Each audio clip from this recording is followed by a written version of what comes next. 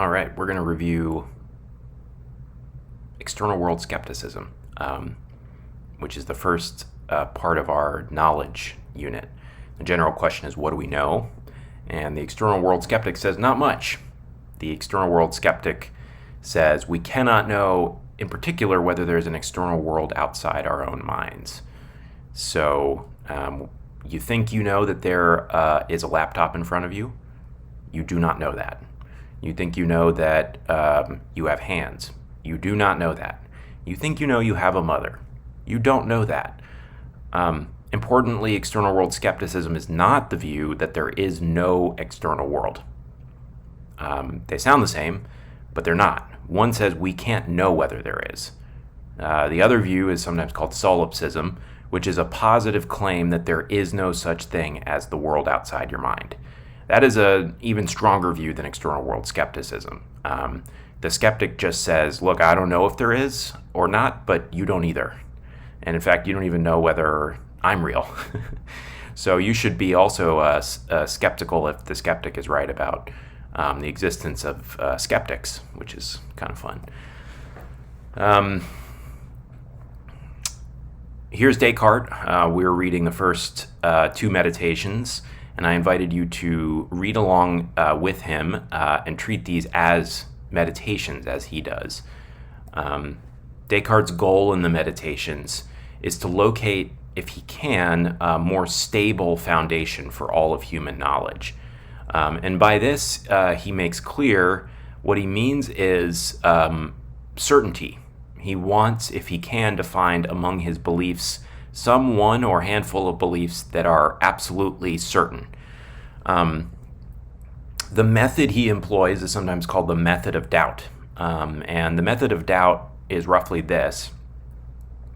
As you're meditating with Descartes, consider each of your beliefs and test it for its certainty. See, in other words, whether you can doubt it. And the way to do that for Descartes is to develop a hypothesis on which that belief is false, and see whether in developing that hypothesis you can doubt whether the belief is actually true or not. If you can doubt whether the belief is true, then for purposes of your meditation, treat it as if it were false. One thing that's important is that although we're going to use this process as the basis of an argument for skepticism, Descartes himself in the first meditation is not actually telling us that we don't know anything. He doesn't talk much about knowledge, actually. He really is just focused on what can I doubt. And subsequently, skeptics have taken his method of doubt as an inspiration for claims about knowledge. Descartes, of course, notes that it would be impractical to try to employ the method of doubt for each and every one of our beliefs individually. So he says, I don't need to run through all of my beliefs individually. That would be an endless task. He instead says, once the foundations of a building are undermined, anything built on them collapses of its own accord. And so his thought is that our beliefs or the structure of human knowledge is roughly something like a building, in that some beliefs are based on and depend for their justification on others. What this means is he doesn't need to test all of the beliefs sort of in the windows and in the second and third floors of the building. Instead, he can just target the foundations. If he can doubt the foundations, then he knows for sure that he can doubt all of the beliefs that rest on those foundations. How exactly is knowledge structured for him? This is a little implicit in the first meditation, but it explains why he approaches the project of doubting the way he does. Descartes distinguishes between, many other philosophers do as well, sensory beliefs, which are beliefs that depend on sense experience, and a priori beliefs, or beliefs that don't depend on sense experience. This distinction is a controversial one. There are philosophers who think actually there are no a priori beliefs. Descartes thinks there certainly are, and in fact he thinks that all of our sensory beliefs like there's a tree outside, I'm looking at a white car, including beliefs like there's a hand here, here's another hand here. He He thinks all of those beliefs actually depend on a priori principles, or principles that have to come prior to anything given to us in sense experience. Roughly something like, my sense experiences are reliable. My senses can't verify that general principle. Instead, that's something I have to assume using my reason prior to sensory experience. So for Descartes, our sensory beliefs depend ultimately on a priori beliefs. Nevertheless, he is going to divide up his project into two broad parts. First, he's going to try to doubt his sensory beliefs as a whole category, again, by targeting a kind of foundation of that category. And then he will try to target the relatively more stable ones, he thinks, the a priori beliefs, and then see whether anything's left. So how is he going to doubt things like the walls are white, I'm in a classroom, or maybe you're in your dorm room, there's a desk here, I'm wearing a blue shirt. Those things seem really certain. In this passage, Descartes strikes upon his famous dream hypothesis. This is his mechanism of doubting even things like there are hands in front of me and there is a white wall there. He says, a brilliant piece of reasoning, as if I were not a man who sleeps at night and regularly has all the same experiences while asleep as madmen do when awake. Indeed, sometimes even more improbable ones. How often asleep at night am I convinced of just such familiar events, that I'm lying here in my dressing gown, sitting by the fire, when in fact I'm lying undressed in my bed.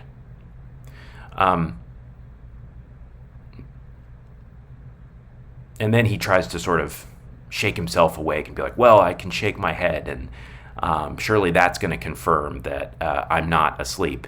And then he says, indeed, as if I did not remember other occasions when I've been tricked by exactly similar thoughts while asleep. So he remembers, oh yeah, there have been dreams in which not only were the dreams really vivid, but I tried to check to see whether I was dreaming, and I shook my head, and I touched my hand, and I came away with the conclusion, oh yeah, I'm not dreaming, I'm awake. And then I was dreaming. So the mere fact that I can test this way, and it seems as though I'm not dreaming, doesn't mean anything. Doesn't mean one way or the other that I, in any certain sense, that I'm dreaming rather than, that I'm awake rather than dreaming. So the dream hypothesis is the hypothesis that I'm now asleep in my bed having a very vivid dream. He says, this is important, Descartes says, as I think about this more carefully, I see plainly that there are never any sure signs by means of which being awake can be distinguished from being asleep. In class, we talked a little bit about whether there are any methods you can use to distinguish vivid dream experiences from waking experiences. People came up with some interesting and clever proposals, but part of the problem was for each of them, what we discovered was they're not perfectly reliable. That is, they didn't. You couldn't be certain that you aren't having a dream, for example, that those tests are reliable indicators of being awake. And this is sort of what Descartes was doing when he shook his head and then realized, ooh, I could be dreaming, that actually that is a good, reliable indicator of being awake when it's not. And so what that seems to suggest is that the experiences I'm having now, even the experience of trying to apply these tests to test whether I'm dreaming, would be exactly the same, even if I were having a dream. And as a result, we have effectively called into doubt whether or not there are white walls in front of me, whether or not I'm in a dorm room or instead sleeping somewhere, whether or not I'm wearing a blue shirt or in my dressing gown asleep in bed, if that's how you sleep, like Descartes does. We've called into question, in other words, the certainty of even those kinds of really basic, certain seeming sensory beliefs. What remains, though, are very general beliefs like, well, even if I'm dreaming, Descartes notes, even if I'm dreaming, there has to be some source on the outside for these various colors. Dreams are often amalgamations of shapes and colors that you've actually experienced.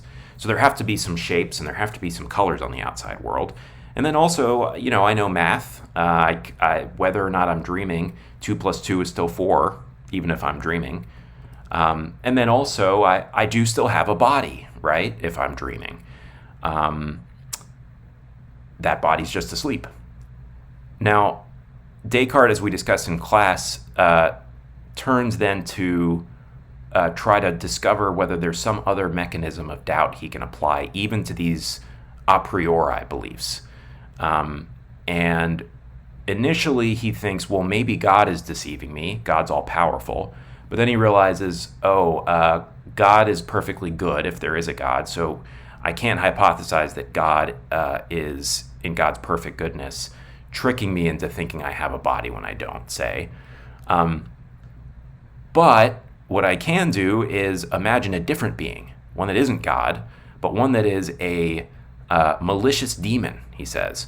I will suppose, therefore, not that God, who is supremely good and the source of truth, but rather some malicious demon of the utmost power and cunning has employed all his energies in order to deceive me.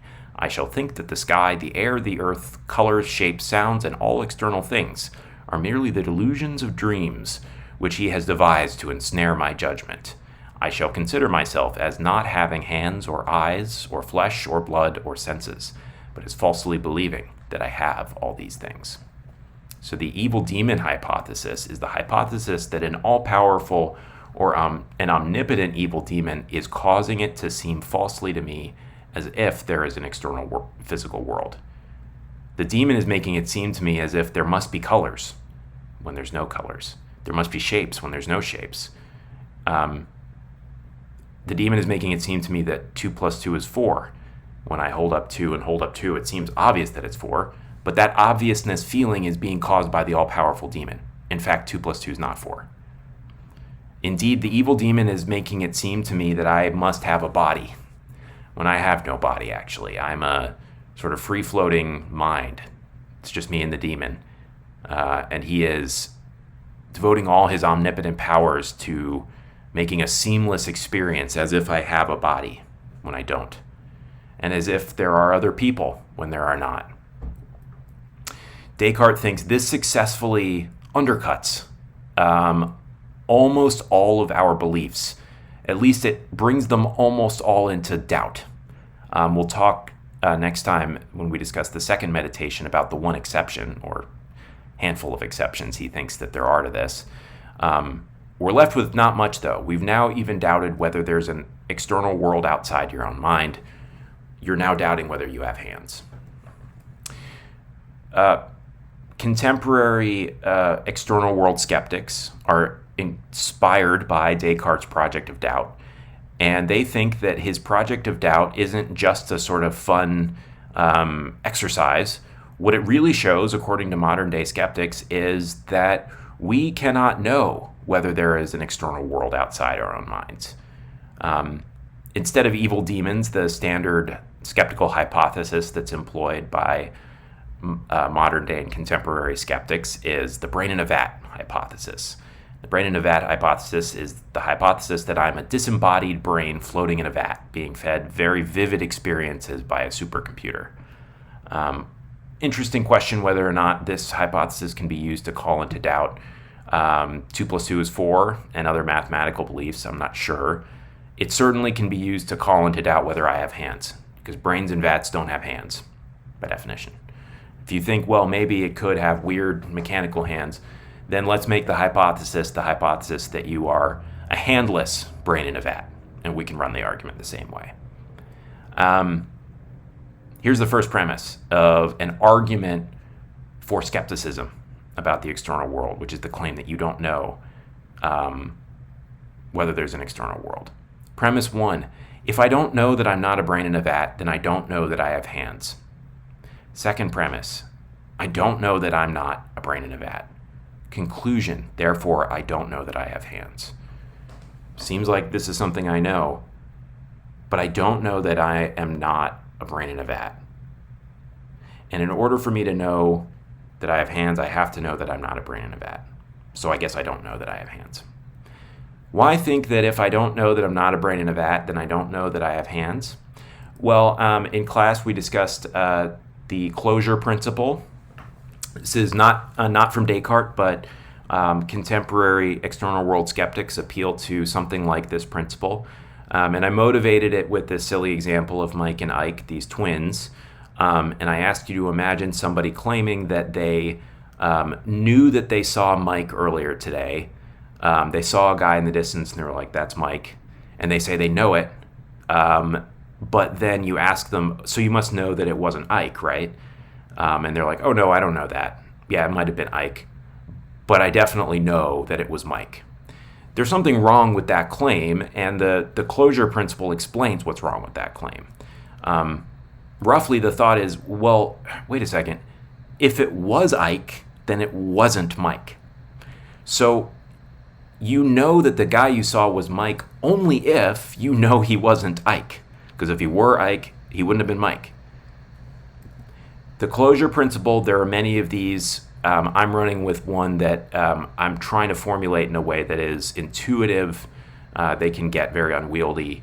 And hopefully captures what we need, and also seems to explain this Mike and Ike case. The closure principle says that if a proposition Q implies that not P, then you don't know that P unless you know that not Q. Now notice that this doesn't say that if you know that not Q, then you know that P. Say. That's not what this says. It says that a necessary condition for you to know that P is for you to also know that not Q. Why? Well, because if not Q were true, then P would be false. In other words, P implies that not Q. Let's let P now be I have hands, and Q be I'm a brain in a vat. We can slot P's and Q's in here, and what we'll get when we do that is just the first premise of our argument.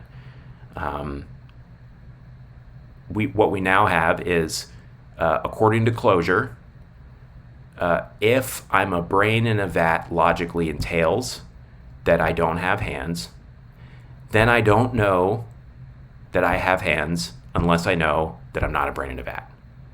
Now, if I am a brain in a vat, then I don't have hands. That is, Q does logically entail not P. And so it follows, given closure, that I can't know that I have hands unless I know I'm not a brain in a vat. That is just a different way of expressing that first premise, which is if I don't know I'm not a brain in a vat, then I don't know that I have hands. Here is our second premise. I don't know I'm not a brain in a vat. Why think this? Well, when we go back to Descartes on the dream hypothesis, here's what he says.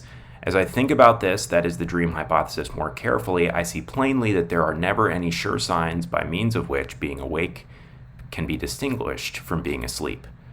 So if we swap in the brain in a vat hypothesis, the Cartesian thought here is there are no sure signs, or another way to put this is there are no perfectly reliable bits of evidence I could marshal to rule out the hypothesis that I'm a brain in a vat. You know, I look at these hands and I think, well, this looks like a hand here. Of course, that's not reliable evidence that I'm not a brain in a vat, because it would seem to me exactly as if there are hands here if I were a brain in a vat. It would seem exactly like this. So the defense of the second premise, we can put it this way. If I have no reliable evidence that I'm not a brain in a vat, then I don't know that I'm not a brain in a vat. This is a kind of requirement that you have some sort of evidence for your beliefs. And specifically that evidence is somehow, you can count on it. But you don't have any reliable evidence that you're not a brain in a vat. Any evidence supposedly you could marshal, you could quickly explain by the hypothesis that you're a brain in a vat. It follows from that I don't know that I'm not a brain in a vat. And that's just our second premise. Those are the first two premises of our argument for skepticism. The conclusion is I don't know that I have hands. Of course, we could run a similar argument for the conclusion that I don't know that I'm in a dorm room. Finally, in the second meditation, we're going to return to Descartes again. And Descartes says that he has found his certain or indubitable foundation in the second meditation after having a bit of a breakdown at the beginning of the second meditation. He finally stumbles on it. No, if I have convinced myself of something, then I certainly existed. But there is a deceiver of supreme power and cunning who is deliberately and constantly deceiving me. That's what he's supposing anyway. In that case, I too undoubtedly exist. And if he is deceiving me, and let him deceive me as much as he can, he will never bring it about that I am nothing, so long as I think that I am something. So after considering everything thoroughly, I must finally conclude that this proposition, I exist, is necessarily true whenever it is put forward by me or conceived in my mind. And he goes on to note that thinking is the only thing he can be sure about that's inseparable from his self. And he even notes he can't even be sure that he lasts through time. For how long is this thinking inseparable from me? For as long as I am thinking, he says, that's as much as I can be certain about. For it could be that that were I totally to cease from thinking, I should totally cease to exist. So what we have in the second meditation is probably the most famous line and series of lines from Descartes' meditation, sometimes called the cogito. And the cogito is a line of reasoning for the conclusion that I exist, you the meditator. You can do it in your own case. I exist now, actually. I can't just conclude I exist for some unspecified period of time. Descartes thinks that I can be certain of C3. I can be certain at least that I exist now. How can I be certain? Well, even if there is an omnipotent, all-powerful, evil demon trying to deceive me into thinking all kinds of things that are false, nevertheless, there is someone being deceived. And that someone being deceived has to be me. I am the one being deceived. So the argument is, if I'm thinking now, if I'm being deceived now, if I'm having experiences, whether they're false or true, then I exist now. I am thinking now. I can be certain about that much. Here I am thinking about whether I'm thinking, so I'm thinking. Here I am thinking about whether I'm being deceived, so I'm thinking. And of course, if I'm thinking now, then I have to exist in order to think. Try as you might, evil demon, you cannot bring it about that I don't exist when I think that I do, because there must be I for there to be thinking. That's the structure of the cogito. In class, we talked a little bit about whether this argument is too quick, and whether Descartes should have pressed further on trying to doubt either that first premise or the second premise. And if he could, then he would not be able to draw with any firm, with any certainty, the conclusion that he exists.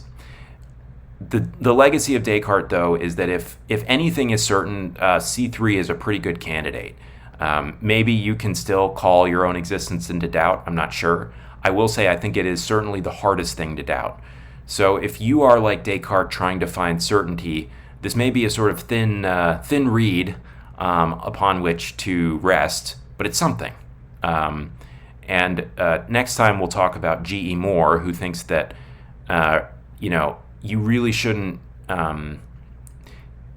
be so concerned with certainty, is one way of thinking about G.E. Moore. That is not something worth trying to achieve, and you can have knowledge without certainty, is his position. So we'll talk about that then.